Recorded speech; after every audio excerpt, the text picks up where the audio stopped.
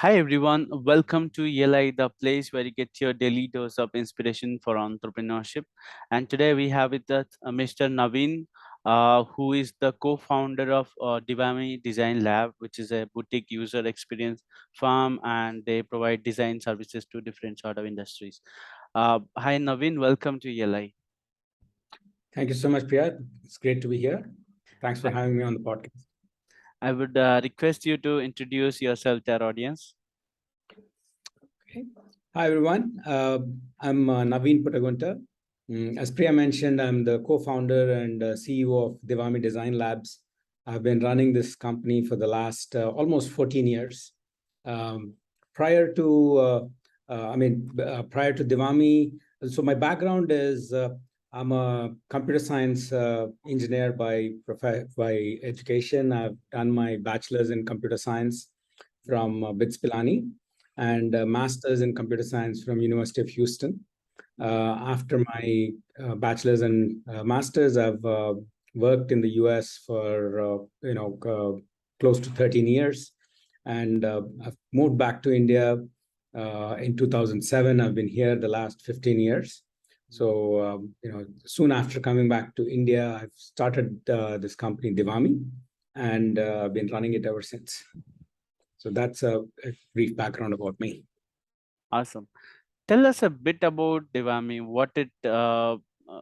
First of all, what's the name means? What is the meaning of the name Devami, and what are the different products or services that we offer?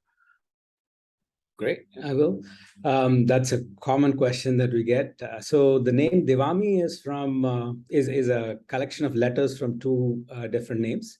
DIV is from Vidya, and AMI is from Pratima. So those are the names of the spouses of the original co-founder. So my wife's name is Pratima, and at the time my co-founder's name was Vidya. So Okay. that's how the name Divami was formed. Awesome. Divami is essentially a user experience and UI design services company. So all we do is UX UI design, and we do quite a bit of what I would like to call design-led development. So so basically we provide design services.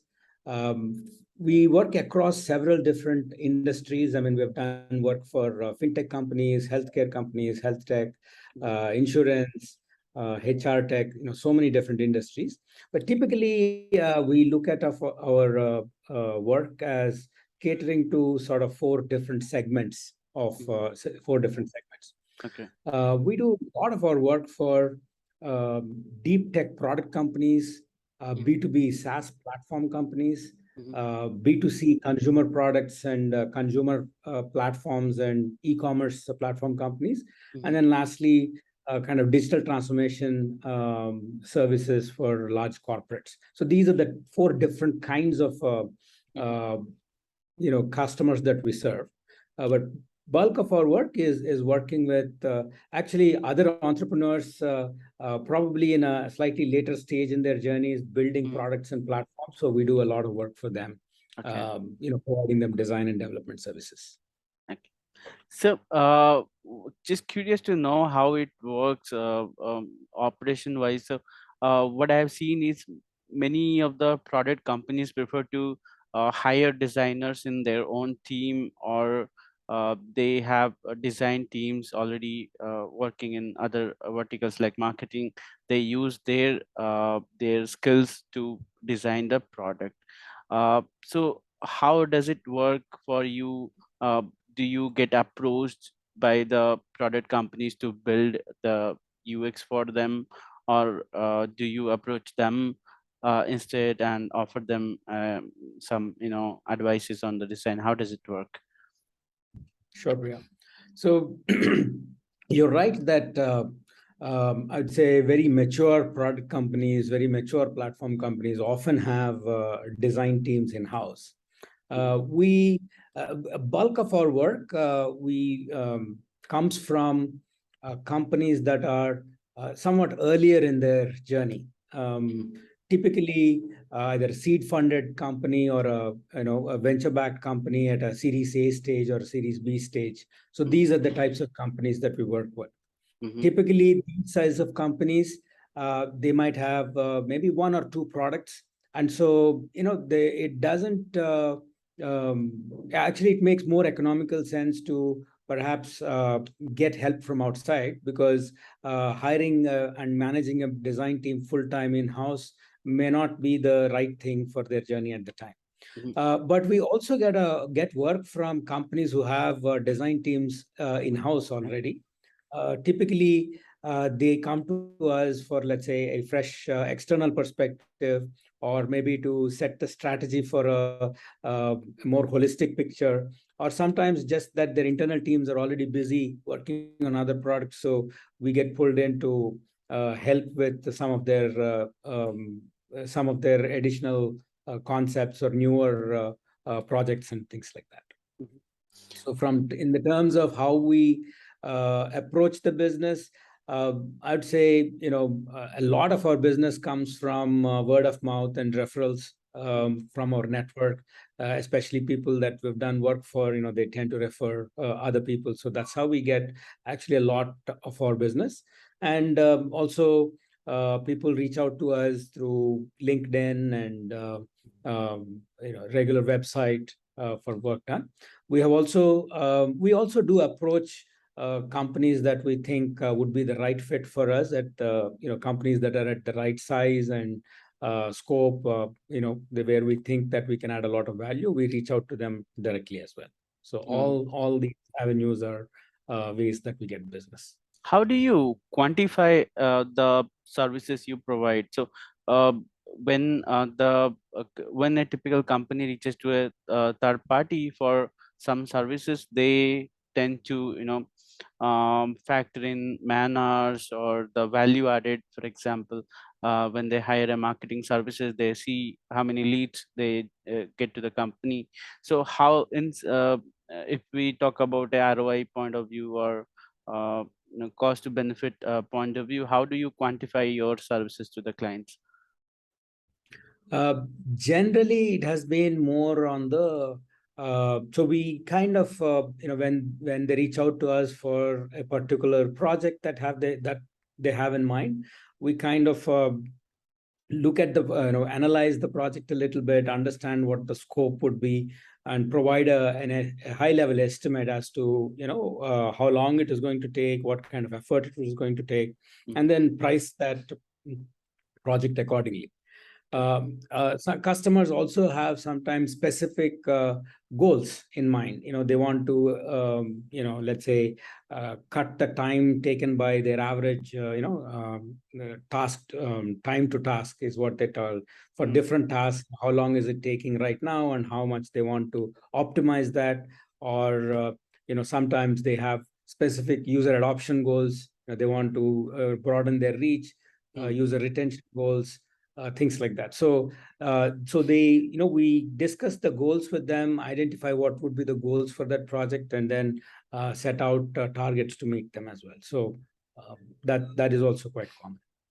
How is UX design different from any other form of design? For example, you have graphic designers who design collaterals, banners, or who design packaging. How is the UX design different from all other forms of design? Great question. So actually, we specialize in what we call UX and UI design. So there are two aspects to it, especially when you're designing, let's say, a mobile app or a web application or a platform, B2C or B2B platform. There are multiple stages or steps involved. There is user research, primarily understanding the users that are going to use the platform or the application. What would they what are their current pain points that need to be solved? What are some of the typical tasks that they perform on the platform? So understanding all of that comes under user research or UX research. So that is one significant aspect of it. Then the UX or UI design actually that deals with the specific design of the application. So based on that research that we conduct, we then have to build or rather design the screens that go into the application and all of that. So in that, there are, again, as I mentioned, there are two aspects: the UX design and the UI design. The UX design is primarily about understand, kind of designing the interactions, what content should be shown to the user, what is there on screen, what are the controls that we provide, what are the interactions, how do we get from one screen to another, how to expose a functionality to the user, things like that.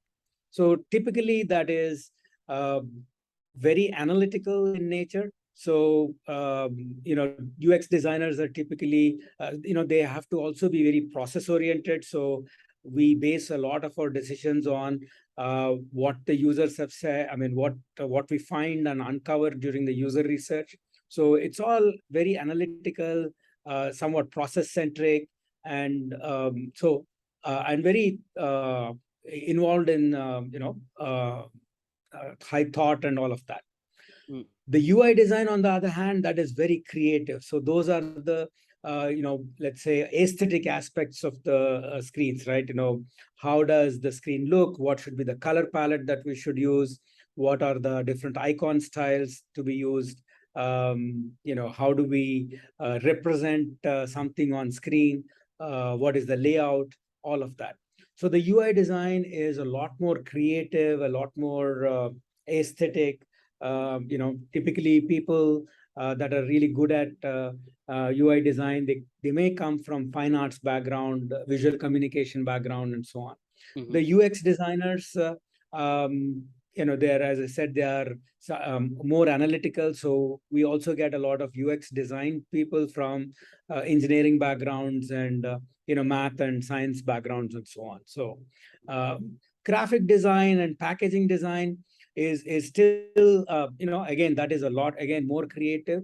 I actually don't know much about packaging design, and even graphic design is something that we occasionally only take up. So but they are their own specializations, right? So you have to have a different kind of mindset and a aesthetic sense and all of that to design those. Got you. uh, Companies like Facebook and Google, they pay a lot of attention to the design, and they also take, like you spoke about the analytical angle, they also uh, m- use a lot of data to make decisions on the design. For example, which color should the page be on the Facebook page, how, where the page, where the logo should be, how many characters can come inside a screen, and those sort of things. So can you give us some examples of how the implementations you have done? What are what are some of the interesting analytical interesting combination of analytics with design? Sure. I mean, one of our most recent projects, incidentally, is with Google.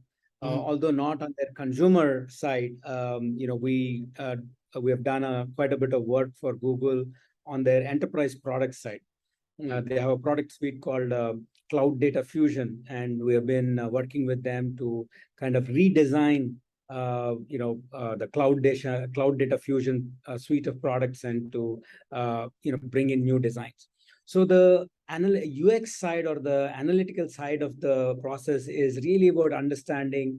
It's a data integration product, right? So the focus there is understanding, how do we make it easier for, let's say, somebody like a data analyst or a data scientist to design a data flow to pull data from different source databases, and then how do you push it to a target database?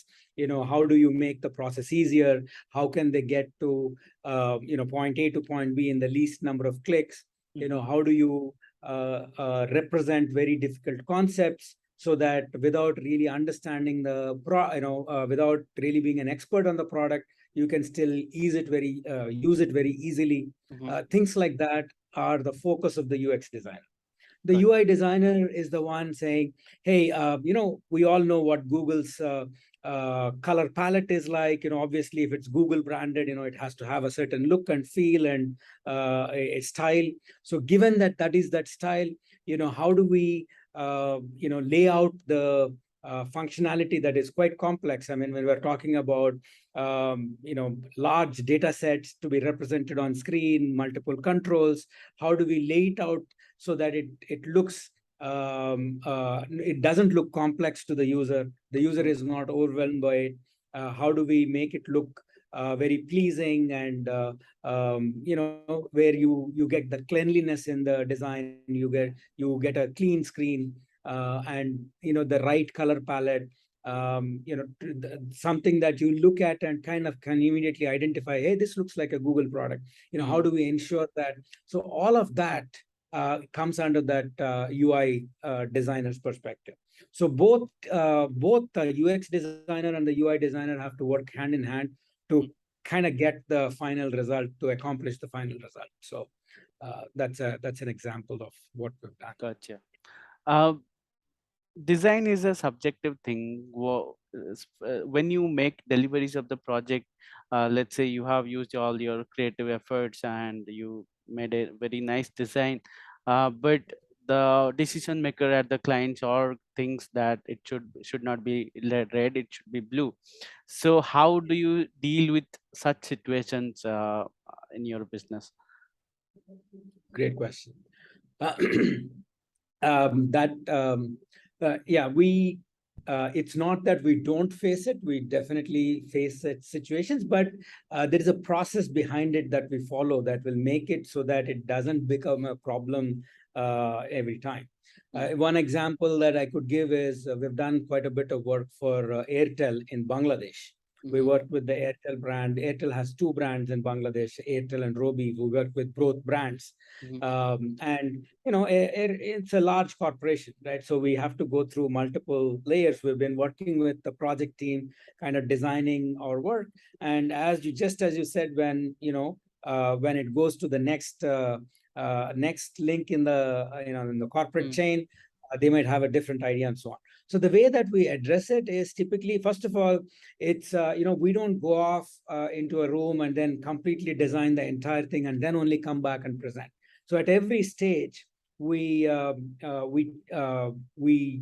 do a little bit of design, then we come back, we review it with the project team, and periodically we meet with different stakeholders at different levels, kind of showcase our work, get intermediate feedback. So that will eliminate, or rather that will alleviate the problem of somebody suddenly having a very different view of what should have been done. So because we try to get that early in the game, so we collect that feedback and then we incorporate that.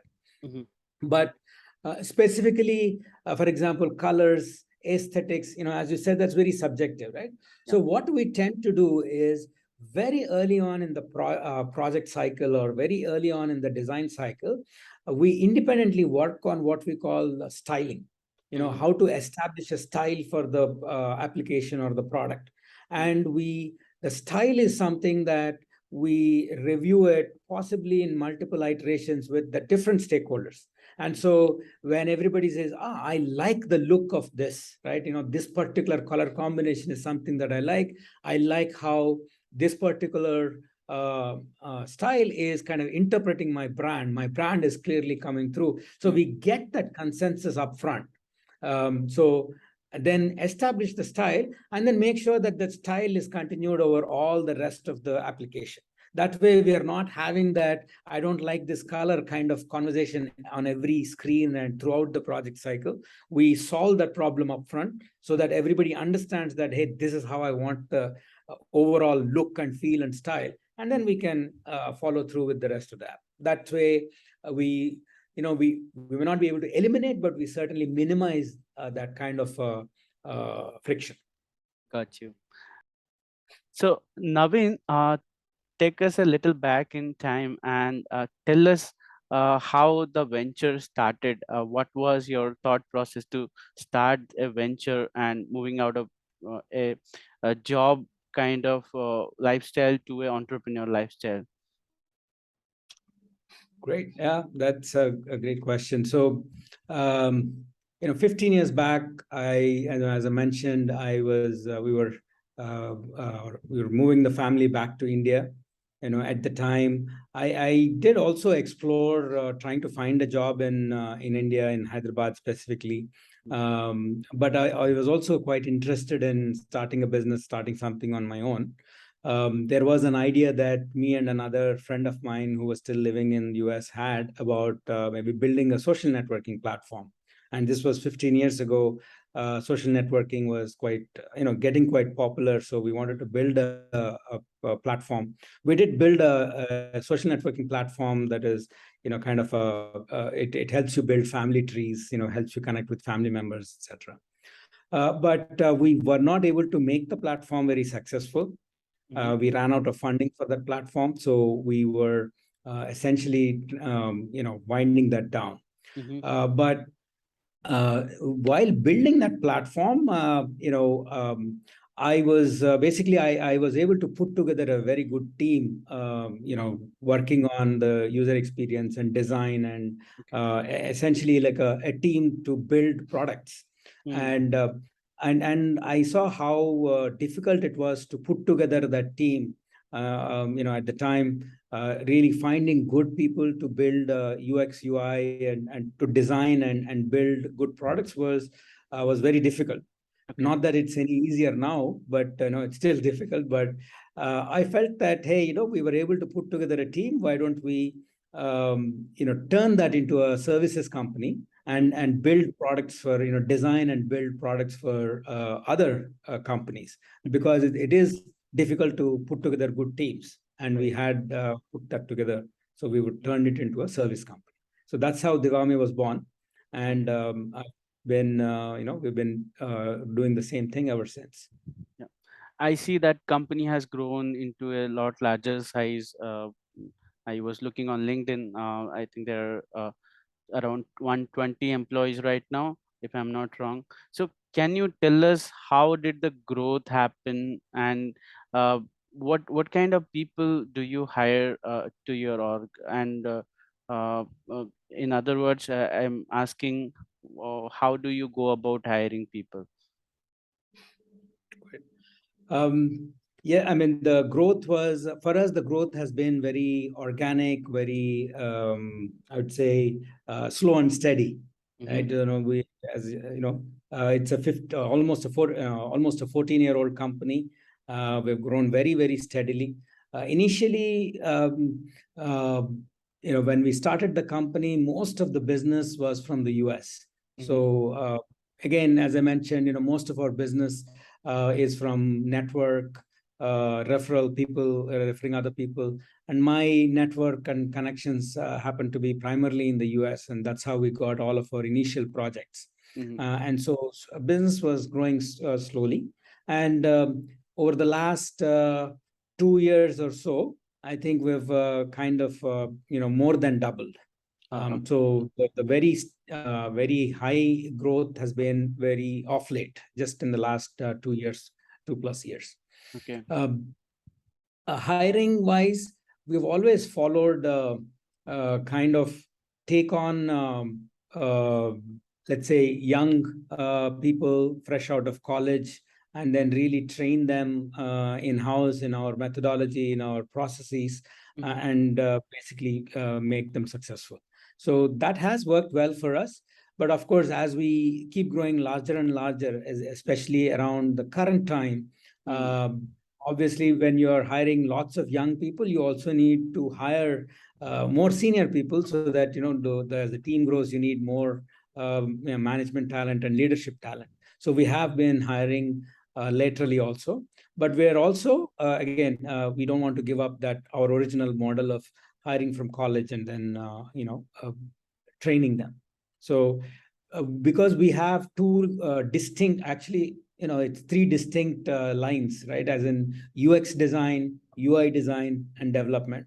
So the Mm-hmm. people we hire also kind of fall in that gamut. We do hire a lot of designers from design colleges, people with design degrees. Then we also hire from engineering schools for development and developers. Mm-hmm. And sometimes there are people with engineering background who want to move into design, and we do that as well. So Got you. some of our very successful designers have been developers and engineers in the past. Mm.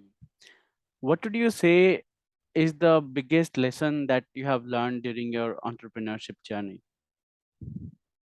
Okay.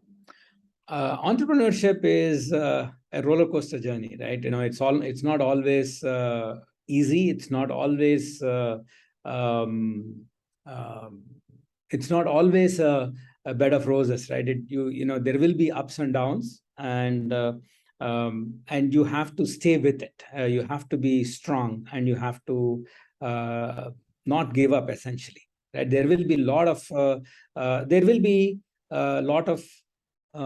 pitfalls. We don't want to see them as failures, but rather lessons to be learned, right? So things like that. One thing that always certainly helps is, you know, if you're actually doing it with a co-founder, for example, there will be somebody that you can lean on, that will support. Mm-hmm. There will be times when one of the founders would be feeling, disappointed, and at that time, then the other co-founders can step in and Mm-hmm. kind of provide that moral support. And it goes both ways. It's so that that is always very helpful. But again, it is very important to find co-founders that really align with your vision, align with your value system, and share the same philosophy and share the same goals. That would certainly help. Awesome. On this note, we will wrap up the session. Thanks for your time, Naveen, and it was a great pleasure to host you on our platform. Thank you for having me, Priya. So this was, really appreciate. This was very exciting and very interesting conversation. Thank Thank you you. for having me on Thanks the for platform. thanks for joining. Bye.